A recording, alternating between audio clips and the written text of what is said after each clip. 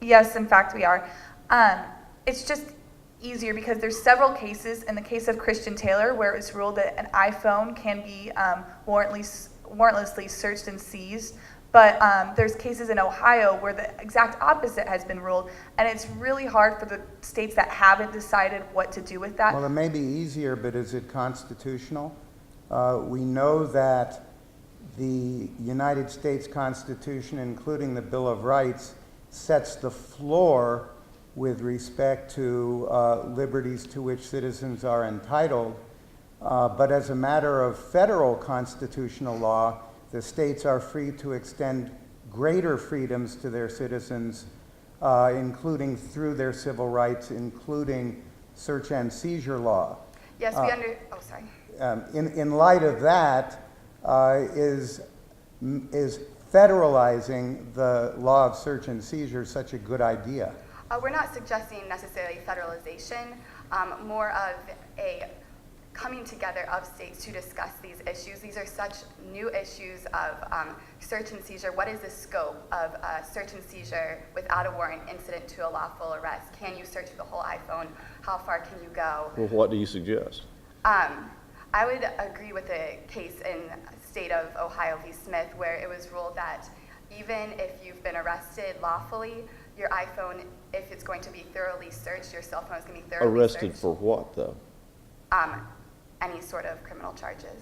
Okay, and then what about the iPhone? That you need a search warrant to search an iPhone because it's like a computer. There's so much information that can be found on it, unless, of course, there's exigent circumstances. I would disagree with my colleague. What kind of exigent circumstances would exist for an iPhone? For instance, if there's some sort of information needed to be known, say someone kidnapped someone and hid them somewhere, if you need to figure out where they were, you're trying to find the victim, of course you're going to go through the person's iPhone and figure out who was the last person they talked to and thoroughly search that for any sort of evidence when there's danger in life. Well, I disagree in that we need to apply old case law to today's technology. We need to be able to take, such as if you were to compare an iPhone to like a backpack or a purse, there's different types of things that you carry with you at all times, such as you can have in a backpack letters, which can be comparable to like an email. So we need to, again, apply old case law to today's technology. Well, what's wrong with what Ms. Atkinson is suggesting as far as an exigent circumstance? There's nothing wrong with the exigent circumstances. I was disagreeing with her in that we need to make it easier for the law enforcement to obtain that evidence. As long as government doesn't seek content of email messages, text messages, or anything else that might be sent over the air, what's wrong with the government getting at least the registration of those devices? I would say that there is nothing wrong with that. Just as the government can have phone records with showing the number, but not the content of the call. But it's easier to distinguish between the phone number and the content of the call than it is to distinguish between the address of the email and the content of the email because of the way the internet works.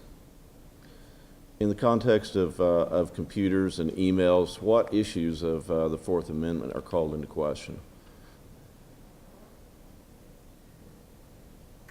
For instance, when we quoted Ziegler, the case, his employer came up to his work computer, looked on his email and saw child pornography. The court ruled that Ziegler did have a reasonable expectation of privacy, even though it was the work's computer. I would disagree with the case. I would say because the computer was issued from his employer, that the employer had every right to go onto that computer. Are you suggesting that under those circumstances, the employer was not engaging in a search in the constitutional sense? Yes, I would agree with that statement because he's searching his own property. And was the employer acting as a governmental entity? Excuse me? As an agent of the government? I think he was just acting as a citizen looking at his own property. There are even more recent. So then is the Fourth Amendment even called into question in that? Ziegler called it into question, and the court did rule that he did have reasonable expectation of privacy. Okay, why? I mean, if the employer wasn't acting as a governmental agent, then why did they have a reasonable expectation of privacy from work? Excuse me? Probably not a very good question. Why, if it's not the government that's looking, okay, at you, how does it call in and I'm not spitting this out, help me spit this out. If it's not the government, then the Fourth Amendment's not even at question, is it? Well, I believe there was a contract that the employers would be, the employees would be acknowledged, they would be known, they would know when the search was going to happen, and this was a warrantless search. I mean, he had no knowledge of the search going to take place. So there was a contract that was violated. Well, right, but why does the Fourth Amendment and its responsibilities or its separation of rights and responsibilities with respect to government, why does that apply at all in the private context? Because he turned over the information to the government, and it was a warrantless search. He didn't consent to give that information to But the at the government. time that he got the information, was he working for the government? As an agent for the government? No, he was not. He was working as an agent for the private company? Yes, Okay. Then why the expectation of privacy? because the employer had sent the records to he had the FBI come in and search the man's computer after he had knowledge of this, and that was a warrantless search of his computer. Okay, so the original search wasn't a problem, but calling the FBI in was the problem? Yes, Yeah. yes, Okay. calling the federal. Okay.